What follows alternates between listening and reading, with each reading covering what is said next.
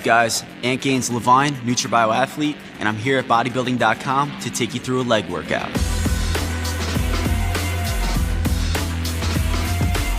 The ultimate goal of this workout is muscle growth. We're gonna do that with lower rep ranges in the beginning and then moving on to that trademark 35 rep burnout towards the end. We're gonna break the legs into 4 muscle groups. We're gonna start with calves, move to quads, then hamstrings, and we're gonna finish off with glutes. This workout should take approximately 1 hour to an hour and a half. This is not an aerobic workout. Allow your heart rate to stabilize before moving on to your next set. If you're ready, I'm ready. Grab your pre-workout and let's get after it. We're gonna start off with seated calf raise, so we hit both the gastroc and the soleus. We're gonna hit the 5 sets of 6 to 10 reps, followed by a 35 rep burnout. I've done both high reps, low weight, and low reps, high weight, and I've found over the years that my body responds best to heavy weight when dealing with calves. After you've successfully completed the 5 sets, we're gonna do a burnout of 35 reps on the seated calf raise. This is gonna be intense. The trick with calves is keeping tension on the muscle and getting a full contraction. Bouncing the weight up and down isn't gonna benefit you.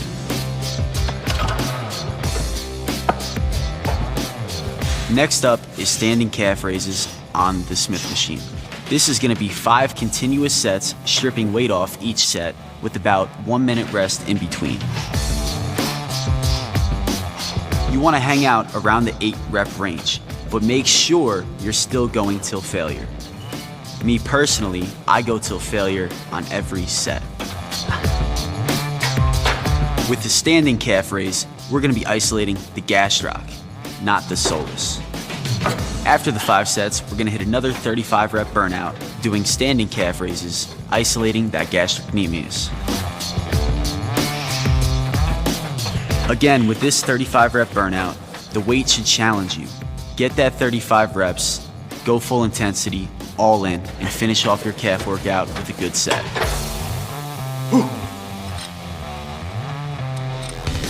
Moving on to quads, we're gonna pre-exhaust with leg extensions, 5 sets of 6 to 10 reps.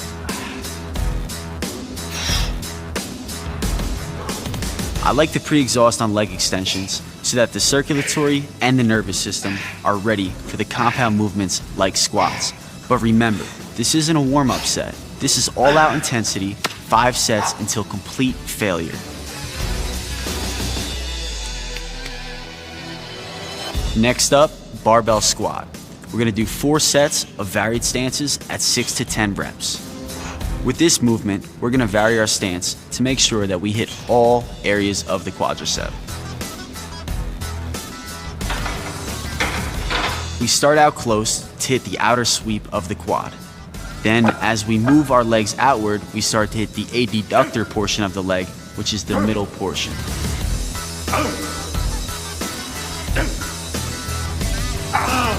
It's good to make sure you hit this movement toward the beginning of your workout because it is a demanding exercise. By hitting a compound movement like this squat, you could stimulate muscle areas that you couldn't hit otherwise with other exercises. Foot and toe positioning can play a vital role in which area of the quadricep you're hitting. As you do narrow stance, keep your toes pointed forward. We're gonna work on the outer sweep of the quad. As we move outward, you can keep your toes pointed forward to make sure that we're hitting more the quad than the hamstring. Make sure you're not locking out your knees at the top to prevent a knee injury.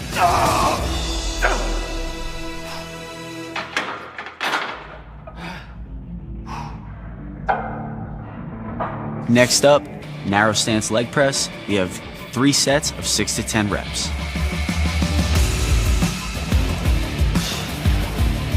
With this exercise, we keep our toes pointed forward to isolate the outer sweep of the quadricep.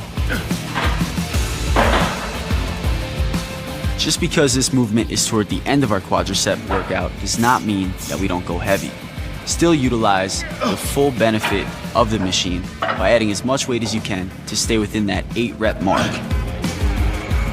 At the top of the movement, get a full contraction, but do not lock out the knees.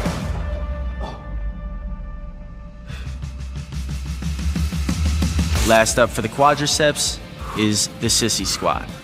The sissy squat, we're gonna do 35 reps and really get the blood flowing to the muscle. When executing the sissy squat, you want to rock forward on your toes, keep the pelvis up, and stretch the quad as much as possible.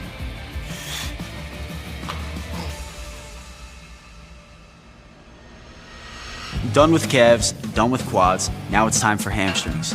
We're starting out with the glute ham raise, 5 sets of 6 to 10 reps.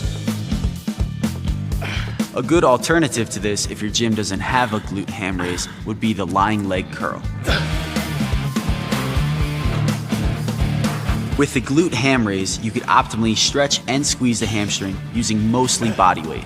Adding some light weight can make the movement even more challenging. After this movement, the hamstrings will be pretty well warmed up, and we're gonna move on to stiff-legged deadlifts. With this movement, we're gonna do 2 drop sets till failure, 6 to 10 rep range. Again, with this movement, choose a weight that's gonna challenge you. Be sure to have a slight bend in the knee and keep your chest up so you can really smash that hamstring. I prefer dumbbells with this movement because I can keep my hands at a neutral position, but a barbell is another great alternative to the stiff-legged deadlift.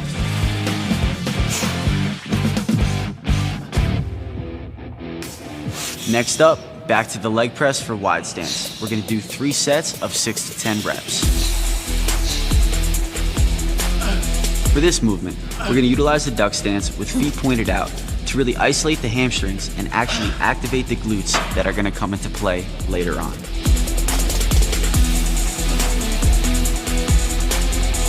Whenever you're executing a hamstring movement, you wanna push through your heels rather than your toes. Remember, toes are gonna focus on the quad, while the heels are gonna focus more on the hamstring.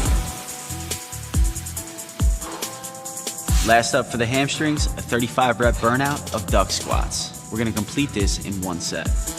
For the duck squat, you're gonna point your feet outward to complete this movement. The more you point your feet out, the more challenging the movement can become. By this point, your body weight should be more than enough to challenge you. Slowing down the last couple reps can make this set even more challenging. Last up on the list for legs is glutes. We're gonna start on the abductor machine, 5 continuous sets of 6 to 10 reps. Each set, you should only have around 10 to 15 second rest in between. With this movement, after a nice warm-up, start at your heaviest weight and move up the pin stack, causing you to go till failure every set.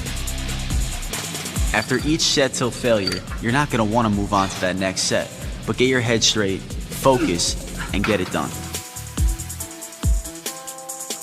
Last up on the list, a 35 rep burnout with barbell hip thrust. We're gonna complete this movement in 1 set. We're gonna finish off this movement to hit any part of the glute that we didn't hit on the abductor machine. At the top of that movement, get a good contraction and really squeeze those glutes.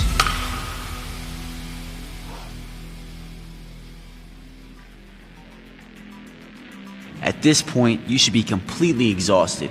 If you did this workout correct, you could even be crawling out of the gym.